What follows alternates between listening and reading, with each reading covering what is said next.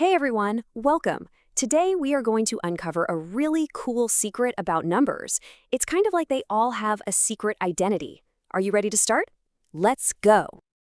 It's true. Some numbers are like the most basic building blocks, kind of like Legos. We call these prime numbers. And then all the other numbers are built from those blocks. We call those composite numbers. Today you're going to learn how to spot the difference between them. So, to crack this secret code, we first need to understand something called factors. Let's dive in and see what a factor is. So what is a factor? Well, a factor is just a number that divides another number perfectly. And by perfectly, I mean there's nothing left over, no remainder. For example, 2 is a factor of 10. Why? Because if you have 10 cookies and you share them between 2 friends, each one gets 5. Perfectly, nothing left over. Let's take a look at the number 6. How can we make 6 by multiplying 2 numbers? Well, there's the easy one. 1 times 6 equals 6. So 1 and 6 are factors. What else? 2 times 3 also equals 6. So 2 and 3 are factors too. So the factors of 6 are 1, 2, 3, and 6. It has 4 factors in total.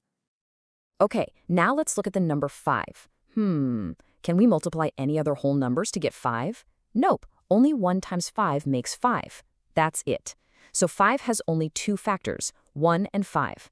Do you see that difference? The number 6 has 4 factors, the number 5 has only 2. This right here, this is the secret. The number 5, the one with just 2 factors, well, it shows us our very first secret identity. Let's learn all about the primes. So this is a prime number. Here's the rule, and it's a really important one. A prime number is a number that's bigger than 1, and it has exactly 2 factors, just 1 and itself. Not 1, not 3, exactly 2.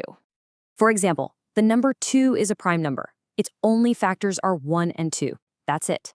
The number 3 is also a prime number. Its only factors are 1 and 3.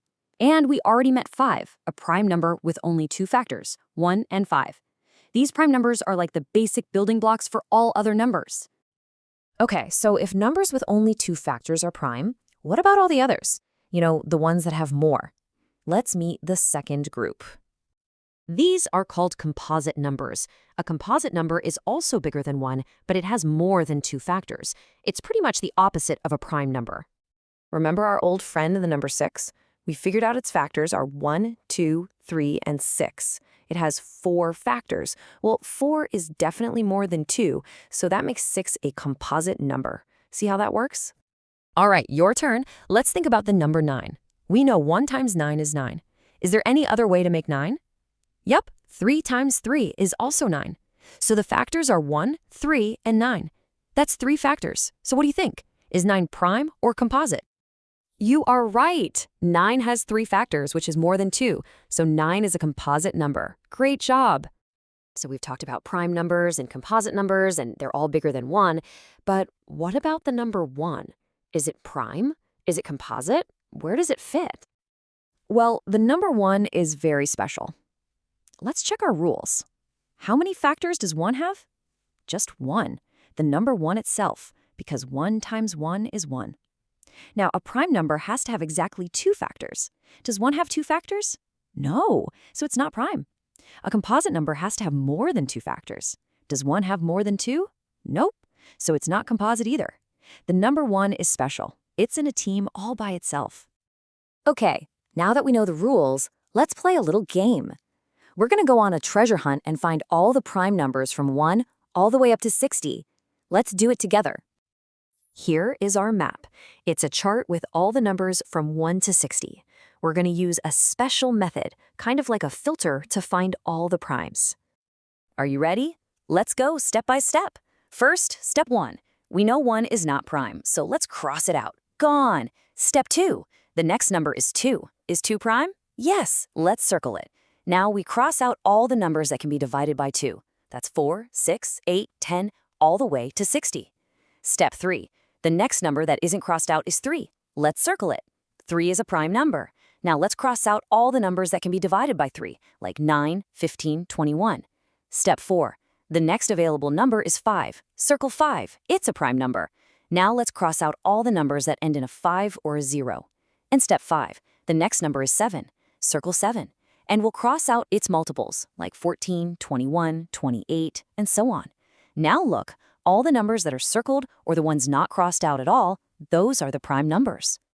Look at what we found. These are all the prime numbers under 60. We've got 2, 3, 5, 7, 11, 13, and a bunch more all the way up to 59. We found them all together. Awesome job! Okay, you're doing amazing. Let's do a really quick practice, just 1 or 2 more to make sure you've got this. First question, take a look at the number 13. What do you think? Is it prime or is it composite? Think about the factors. What numbers can you multiply to get 13? Yes, it's a prime number. The only factors are 1 and 13. It has exactly 2 factors. Perfect. Okay, last question for today. What about the number 27? Is 27 prime or is it composite? Think about its factors. And the answer is, it's composite. Its factors are 1 and 27, sure, but also 3 times 9 makes 27. So its factors are 1, 3, 9, and 27. That's 4 factors, which is definitely more than 2, so 27 is composite. You did it! You now know the secret of numbers. Just remember, prime numbers have exactly 2 factors. Composite numbers have more than 2. You're officially a number detective. Thank you for learning with me today.